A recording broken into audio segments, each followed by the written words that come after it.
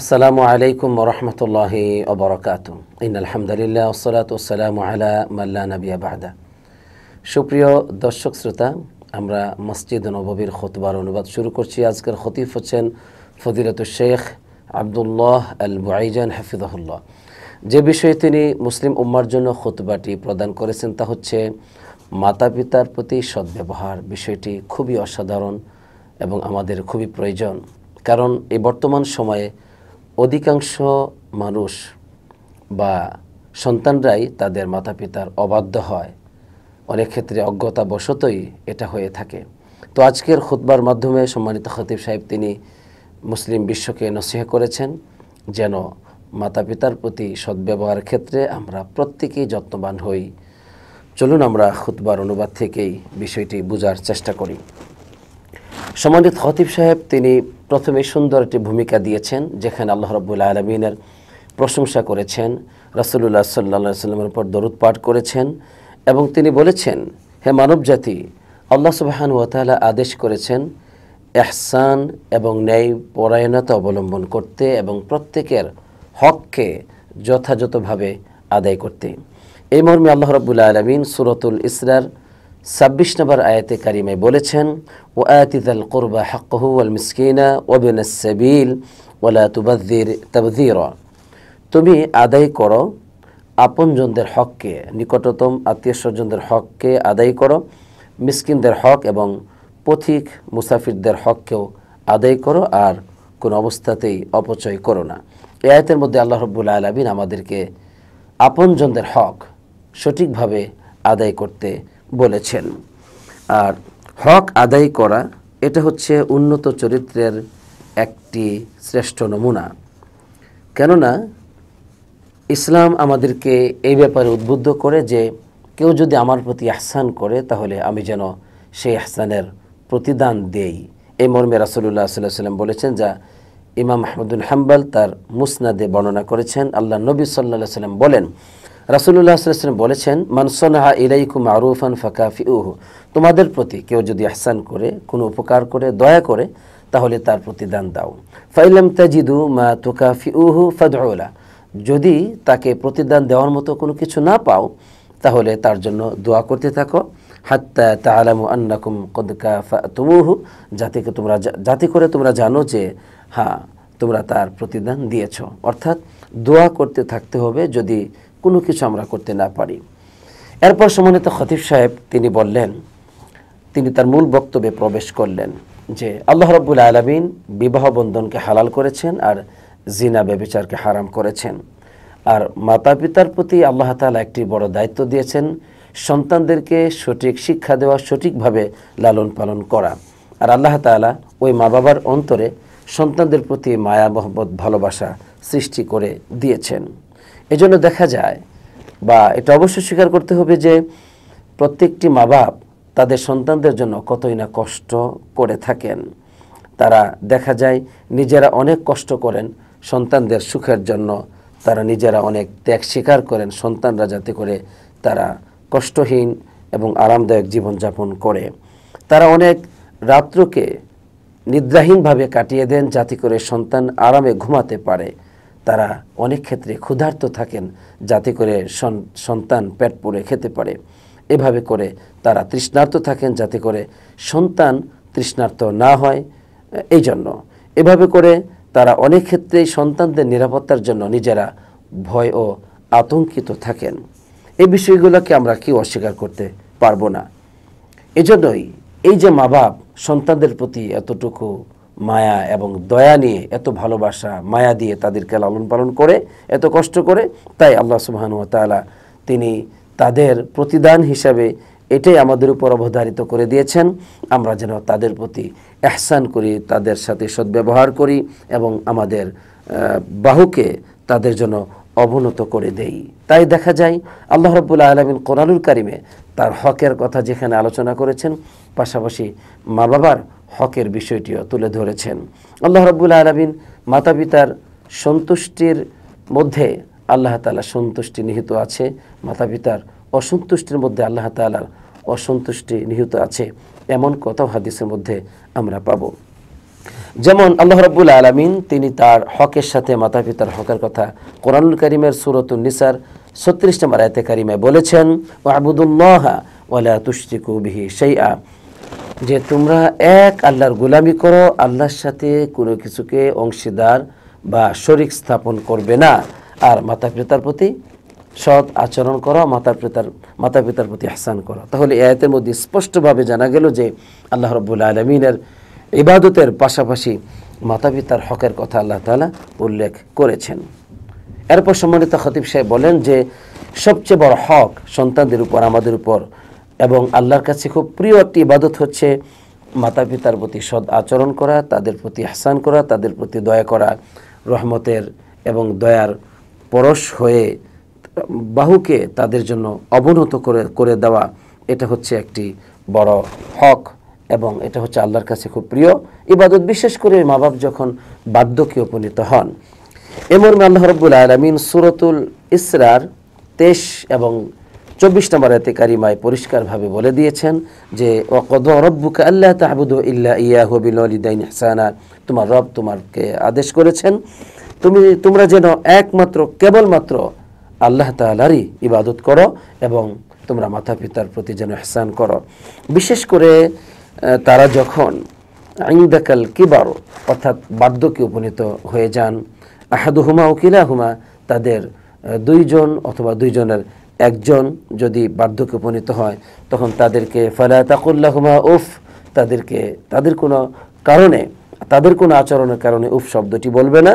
ওয়ালা তানহারহুমা ওয়া কুল লাহুমা কওলান কারীমা, তাদেরকে ধমকও দিবে না এবং তাদের সাথে নরম কোমল সম্মানজনক কথা বলো। সুবহানাল্লাহ।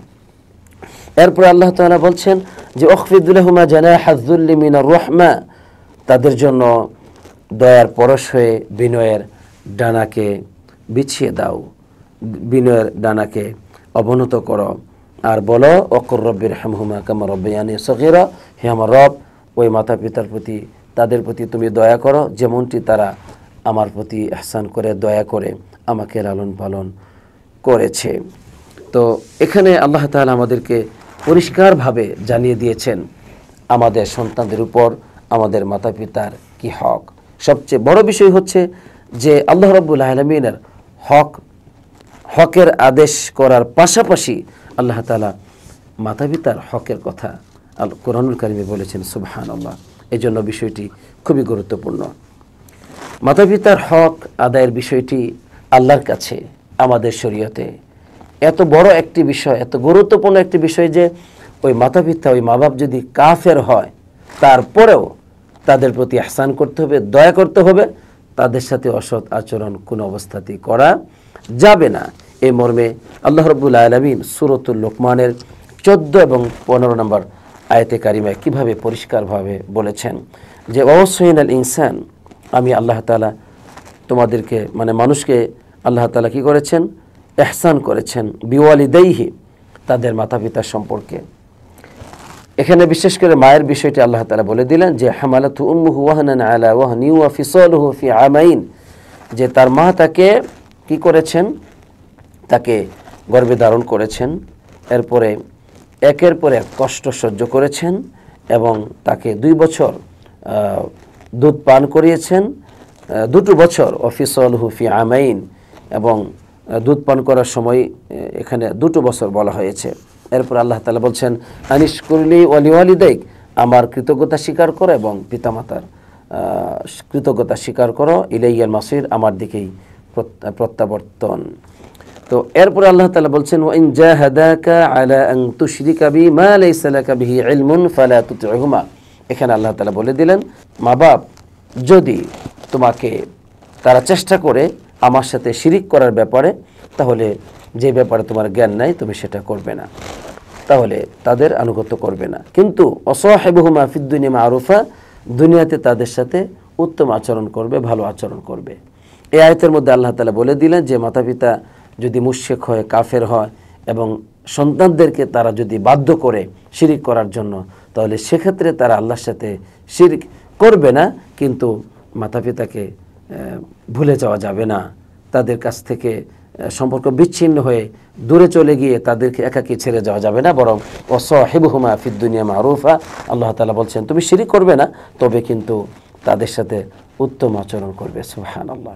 এজন্য এই মা বাপকে অবশ্যই সম্মান করতে হবে, ভালোবাসতে হবে, তাদের যে অধিকার সেটা অবশ্যই আদায় করতে হবে। তাদের বেশ কিছু অধিকারের কথা এবং অধিকার কিভাবে আদায় করবে সেটাও সম্মানিত খতিব সাহেব তিনি এখানে বলেছেন যে মাতা পিতার প্রতি সদ্ব্যবহার এভাবে করবে যে তাদের সাথে সুন্দরভাবে সম্পর্ক বজায় রাখবে এবং তাদেরকে আন্তরিকভাবে হৃদয় দিয়ে ভালোবাসবে, তাদের প্রতি খুব কোমল আচরণ করবে এবং তাদের প্রতি ব্যাপকভাবে ইহসান করবে, তাদের মনের কামনা বাসনা যদি থাকে সেটাকে পূর্ণ করবে, তাদের মন কি চায় সেটা শুনবে, সেটা পুরা করার চেষ্টা করবে এবং অপরদিকে কোনো অবস্থাতে খারাপ আচরণ করবে না, তাদের অবাধ্য হবে না, তাদের হক আদায় করার ক্ষেত্রে কখনো অবহেলা করবে না এবং তাদের হককে কখনো নষ্ট করবে না। এভাবে করে আমরা সন্তান যারা আছি আমাদের মাতা পিতার হক আদায় করতে পারি, সৎ আচরণ করতে পারি। এরপর সম্মানিত খতিব সাহেব বেশ কিছু হাদিস নিয়ে এসেছেন যেগুলোতে মাতা পিতার খেদমতের বিষয়টি যে কত গুরুত্বপূর্ণ এবং কত সম্মানপূর্ণ এটা কিন্তু তিনি তুলে ধরেছেন। তিনি বললেন যে আল্লাহ রাসূল সাল্লাল্লাহু আলাইহি সাল্লাম বলেছেন, রিদা রব্বি ফি রিদাল ওয়ালিদি ওয়া সাখাতুর রব্বি ফি সাখাতিল ওয়ালিদি। ইমাম তিরমিজি তার সুনানুত তিরমিজিতে বর্ণনা করেছেন যে আল্লাহ রাব্বুল আলামিনের সন্তুষ্টি হচ্ছে মাতা পিতার সন্তুষ্টির মধ্যে, আর আল্লাহ তাআলার অসন্তুষ্টি হচ্ছে মাতা পিতার অসন্তুষ্টির মধ্যে। নাউযুবিল্লাহ। তাহলে বিষয়টি অবশ্যই অনেক গুরুত্বপূর্ণ। রাসূলুল্লাহ সাল্লাল্লাহু আলাইহি ওয়াসাল্লাম বলেছেন, যেমন ইমাম হাকিম তার মুস্তাদরাক আলা সহিহাইন গ্রন্থে বর্ণনা করেছেন যে আল্লাহ নবী সাল্লাল্লাহু আলাইহি ওয়াসাল্লাম বলেছেন, আল ওয়ালিদু আওসাতু আবওয়াবিল জান্নাহ। একজন পিতা হচ্ছে জান্নাতের সর্বোত্তম দরজা, এজন্য ফাহাফিজ আলা যালিকাল বাব, ওই দরজাকে তুমি সংরক্ষণ করো। অতএব বাবার মর্যাদা হচ্ছে এরকম, বাবার সাথে মাও রয়েছে। আল্লাহ তাআলা আমাদেরকে এই হক আদায় করার তৌফিক দান করুক, আমিন। মাতা পিতার খেদমতের বিষয়টি, তাদের সাথে সৎ আচরণ বিষয়টি এতটাই আল্লাহর কাছে প্রিয় ইবাদত যে আল্লাহ রাব্বুল আলামিন সুযোগ দিয়েছেন সেই মাতা পিতার খেদমত করে আমরা জান্নাতি হতে পারি। রাসূলুল্লাহ সাল্লাল্লাহু আলাইহি ওয়াসাল্লাম তিনি বলে দিয়েছেন যে ওই ব্যক্তির নাক ধুলাই মলিন হোক, এই কথাটি 3 বার বলেছেন। এরপরে সাহাবায়ে কেরামগণ যখন জিজ্ঞাসা করলেন যে মান ইয়া রাসূলুল্লাহ, ওই ব্যক্তিটি কে যে ব্যক্তির নাক ধুলাই মলিন হোক, তখন নবী করিম সাল্লাল্লাহু আলাইহি ওয়াসাল্লাম বলছেন, মান আদরাকা আবাওয়াইহি ইনদাল কিবার আহাদুহুমা আও কিলাইহিমা ফালাম ইয়াদখুলুল জান্নাহ। সেই ব্যক্তি তো হচ্ছে ওই ব্যক্তি যে ব্যক্তি তার মাতা পিতাকে বার্ধক্যের সময় পেয়েছে, তাদের উভয়জনকে অথবা একজনকে পেয়েছে, কিন্তু তাদের খেদমত করে সে জান্নাতে প্রবেশ করতে পারল না, ওই ব্যক্তির নাক ধুলায় মলিন হোক, মানে সে হতভাগ্য হোক, নাউযুবিল্লাহ। তাহলে অবশ্যই বিষয়টি অনেক গুরুত্বপূর্ণ। আল্লাহ রাব্বুল আলামিনের কাছে খুব প্রিয় একটি ইবাদত হচ্ছে মাতা পিতার সাথে সৎ আচরণ করা, তাদের খেদমত করা। এই ব্যাপারে আব্দুল্লাহ বিন মাসউদ রাদিয়াল্লাহু তাআলা আনহু বলছেন, রাসূলুল্লাহ সাল্লাল্লাহু আলাইহি ওয়াসাল্লামকে আমি জিজ্ঞেস করলাম, আইয়ুল আমালি আহাব্বু ইলাল্লাহ, আল্লাহর কাছে সবচেয়ে প্রিয় আমল কোনটি? রাসূলুল্লাহ সাল্লাল্লাহু আলাইহি ওয়াসাল্লাম তখন জবাব দিলেন যে আসসালাতু আলা ওয়াক্তিহা, সময় মতো সালাত আদায় করা। এরপরে তিনি বললেন যে এরপরে কোনটি ইয়া রাসূলুল্লাহ? নবীজি বললেন বিরুল ওয়ালিদাইন, মাতা পিতার সাথে সৎ আচরণ করা। এরপরে আমি আরো বললাম এরপরে কোনটি? তখন নবী করিম সাল্লাল্লাহু আলাইহি ওয়াসাল্লাম বলছেন আল জিহাদু ফি সাবিলিল্লাহ, আল্লাহর পথে জিহাদ করা। তাহলে নামাজের পরেই আল্লাহর কাছে প্রিয় ইবাদত হচ্ছে মাতা পিতার হক আদায় করা। এই জন্য নামাজ হচ্ছে আল্লাহর হক, সেটা আদায় করতে হবে এবং পাশাপাশি মাতা পিতার হক আদায় করতে হবে। আর জিহাদের মতো ইবাদত থেকেও একজন মানুষ সে মাতা পিতার হক আদায় করার জন্য সে ঘরে বসে থাকতে পারবে, এই সুযোগও ইসলামে রয়েছে কোনো কোনো ক্ষেত্রে। যেমন একজন ব্যক্তি এসে নবী করিম সাল্লাল্লাহু আলাইহি ওয়াসাল্লামের কাছে জিহাদের অনুমতি চাইল, তখন নবীজি সাল্লাল্লাহু আলাইহি ওয়াসাল্লাম তাকে বললেন যে তোমার কি মাতা পিতা আছে, তোমার কি মা বাপ আছে? তখন লোকটি বললেন জি, আমার তো মাতা পিতা আছে। নবী করিম সাল্লাল্লাহু আলাইহি ওয়াসাল্লাম বলছেন ফাফিহিমা ফাজাহিদ, আরে তাদের মাঝেই তুমি জিহাদ করো, মানে তাদের খেদমত করো। এই জন্য বিষয়টি খুবই গুরুত্বপূর্ণ। সুবহানাল্লাহ। সম্মানিত খতিব সাহেব এরপরে আমাদেরকে আরও জানিয়েছেন যে মাতা পিতার হকের বিষয়টি শুধুমাত্র তাদের জীবদ্দশাতেই আদায় করবে, গুরুত্ব দিবে এমনটি নয়, বরং তাদের মৃত্যুর পরেও কিন্তু কি রয়েছে, মাতা পিতার হক রয়েছে। মাতা পিতা মারা গেলেই যে হক শেষ এমনটি নয়, বরং মৃত্যুর পরেও তাদের ক্ষেত্রে বেশ কিছু হক ইসলাম অবধারিত করে দিয়েছে। যেমন আবি উসাইদ রাদিয়াল্লাহু তাআলা আনহু তিনি বলছেন, বাইনামা আনা জালিসুন ইনদা রাসূলিল্লাহি সাল্লাল্লাহু আলাইহি ওয়াসাল্লাম, আমি একবার রাসূলুল্লাহ সাল্লাল্লাহু আলাইহি ওয়াসাল্লামের কাছে বসা ছিলাম। তখন একজন আনসারী ব্যক্তি এসে নবী করিম সাল্লাল্লাহু আলাইহি ওয়াসাল্লামকে বললেন, ইয়া রাসূলুল্লাহ, হে আল্লাহর রাসূল, হাল বাকিয়া আলাইয়া মিন বিররিন আবাওয়াইয়া শাইউন বা'দা মাউতিহিমা আবাররুহুমা বিহি, আমার মাতা পিতার মৃত্যুর পরে কোনো হক কি অবশিষ্ট থাকে যে আমি সেটা আদায় করব আমার মা বাবার মৃত্যুর পরেও? রাসূলুল্লাহ সাল্লাল্লাহু আলাইহি ওয়াসাল্লাম বলছেন, নাম, হ্যাঁ আছে, খিসালুন আরবা, 4টি হক কিন্তু মাতা পিতা মারা গেলেও সেটা সন্তানদের উপর থেকে যায়। তার মধ্যে একটি হচ্ছে মাতা পিতার জন্য দোয়া করা। এই জন্য মা বাপ মারা গেলে সর্বদাই আমরা চেষ্টা করব তাদের জন্য দোয়া করা, এগুলো 1 নম্বর হক। 2 নম্বর হচ্ছে তাদের যদি কোনো অঙ্গীকার থাকে তাহলে সেটা কিন্তু পুরা করতে হবে। 3 নম্বর হচ্ছে ইকরামু সদীকিহিমা, ওই মাতা পিতার যে বন্ধু বান্ধব আছে, তাদের আপনজন আছে, ওই বন্ধু বান্ধবদের সাথে ভালো আচরণ করা, তাদেরকে সম্মান করা, মার বান্ধবী, বাবার বন্ধু, এদেরকে সম্মান করা, এটা হচ্ছে হক। এরপরে হচ্ছে যে 4 নম্বর যে ওসিলাতুর রহিম, আত্মীয়তার সম্পর্ক, যেটা মাতা পিতার পক্ষ থেকে যে আত্মীয়তা রয়েছে, ওই আত্মীয়তার সম্পর্ক সঠিকভাবে বজায় রাখা, এগুলো হচ্ছে হক। এই 4টি হক মাতা পিতার মৃত্যুর পরেও আমাদের উপর, সন্তানদের উপর অবধারিত থাকে। অতএব এর উপর আমরা আমল করব। আল্লাহ তাআলা আমাদেরকে সেই তৌফিক দান করুক, আমিন। এরপরে সম্মানিত খতিব সাহেব বলছেন যে আল্লাহ রাসূল সাল্লাল্লাহু আলাইহি ওয়াসাল্লাম বলেন, ইন্নাল আবদা লা ইয়ামুতু ওয়ালিদাহু আও আহাদুহুমা, একজন বান্দার মাতা পিতা মারা গেল অথবা তাদের 2 জনের একজন মারা গেল, ওয়া ইন্নাহু লাহুমা লাআক্কুন, আর সে কিন্তু ওই মা বাবার অবাধ্য সন্তান ছিল।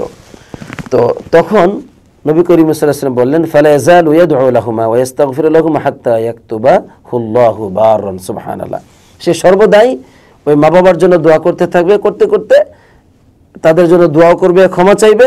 একসময় আল্লাহ তাআলা ওই সন্তানের জন্য লিখে দিবেন ওই সন্তান বাররান, মাতা পিতার সাথে উত্তম আচরণকারী সন্তান। আলহামদুলিল্লাহ। এই জন্য আমাদের অনেক ক্ষেত্রে এমন হতে পারে, কারো কারো ক্ষেত্রে, যে মাতা পিতা যখন জীবিত ছিল তাদের হক আমরা আদায় করতে পারি নাই, মা জীবিত ছিল বুঝি নাই, বাবা জীবিত ছিল বুঝি নাই, তাদেরকে সম্মান করতে পারি নাই যথাযথ, কিন্তু এখন তারা মারা গেছেন।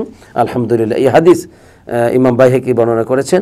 এই হাদিসটি আমাদের জন্য সুসংবাদ যে আমরা তাদের জন্য সর্বদাই দোয়া করব, তাহলে আলহামদুলিল্লাহ ওই মাতা পিতার বাধ্য সন্তান হিসেবে আল্লাহ তাআলা আমাদের জন্য আমলনামায় আমাদের নাম লিখে দেবেন, আলহামদুলিল্লাহ।